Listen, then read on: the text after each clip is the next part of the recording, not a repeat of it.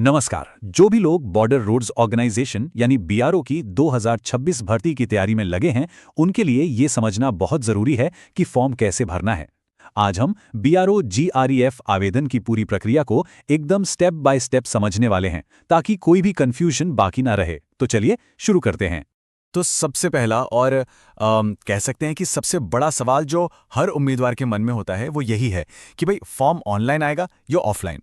और देखिए ये कन्फ्यूजन होना बिल्कुल नॉर्मल है, क्योंकि बीआरओ अपनी आवेदन प्रक्रिया में कभी-कभी बदलाव कर देता है।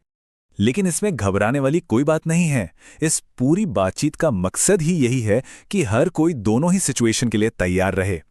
मतलब फॉर्म चाहे ऑनलाइन आए या ऑफलाइन, कोई गलती की गुंजाइश नहीं रहेगी। तो चलिए सबसे पहले उस तरीके को समझ लेते हैं जो ज्यादातर लोगों को आसान लगता है, मतलब ऑनलाइन आवेदन।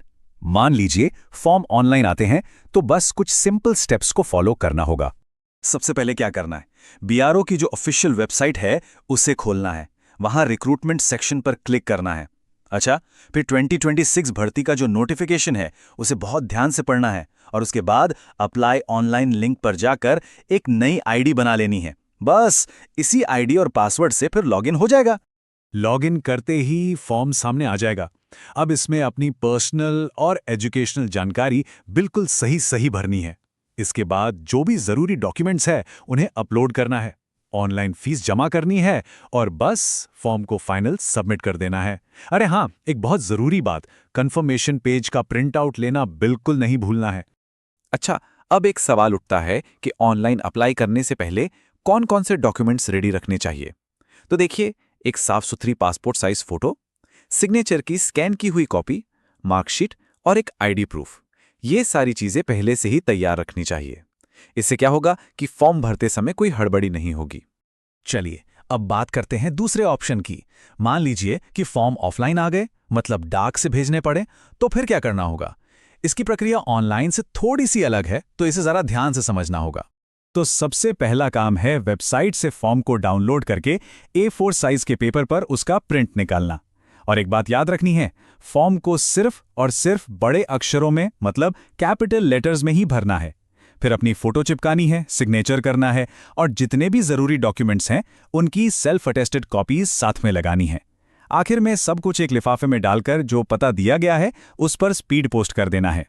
एक बात पर यहां खास ध्यान देना होगा, ऑफलाइन फॉर्म के साथ जो भी डॉक्यूमेंट्स लगेंगे वो सभी सेल्फ अटेस्टेड होने चाहिए। इसका सीधा मतलब है कि हर फोटोकॉपी पर कैंडिडेट का सिग्नेचर होना बहुत जरूरी है। इसमें मार्कशीट, आधार कार्ड और अगर लागू होता है तो जाति प्रमाण पत्र जैसी चीजें शामिल हैं।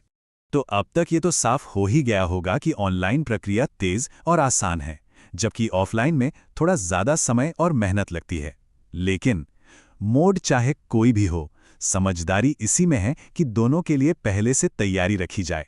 फॉर्म कैसे भरना है ये तो समझ आ गया, लेकिन अब आते हैं सबसे ज्यादा जरूरी हिस्से पर।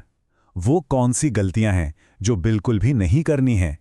याद रहे, एक छोटी सी चूक भी पूरे आवेदन को रद्द करवा सकती है। कुछ गलतियां तो इतनी कॉमन हैं कि वो लगभग हर बार देखने को मिलती हैं और इनसे हर हाल में बचना है। ये देखने में तो छोटी लगती हैं पर इनका असर बहुत बहुत बड़ा हो सकता है। नंबर 1, नाम और जन्म तिथि ये हमेशा 10वीं की मार्कशीट से मिलाकर ही भरनी है। एक भी अक्षर इधर का उधर नहीं होना चाहिए। नंबर 2, जो फोटो लगाई जा रही है वो बिल्कुल साफ हो, धुंधली या पुरानी ना हो। और नंबर 3, जो कि सबसे जरूरी है, आखिरी तारीख का इंतजार बिल्कुल नहीं करना है। फॉर्म समय पर जमा हो जाना चाहिए। बहुत बढ़िया, तो फॉर्म सफलतापूर्वक जमा हो गया तो क्या काम खत्म हो गया? जी नहीं, बिल्कुल नहीं। सच तो ये है कि असली सफर तो अब शुरू हुआ है।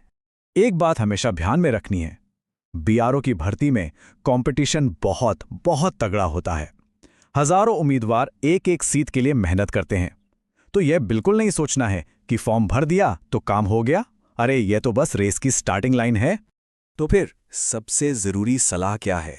यही कि जिस दिन फॉर्म जमा हो बस उसी दिन से तैयारी शुरू कर देनी है। फिजिकल टेस्ट के लिए दौड़ना भागना शुरू करना है और लिखित परीक्षा के लिए अपनी किताबें उठा लेनी है। एक भी दिन बर्बाद नहीं करना है।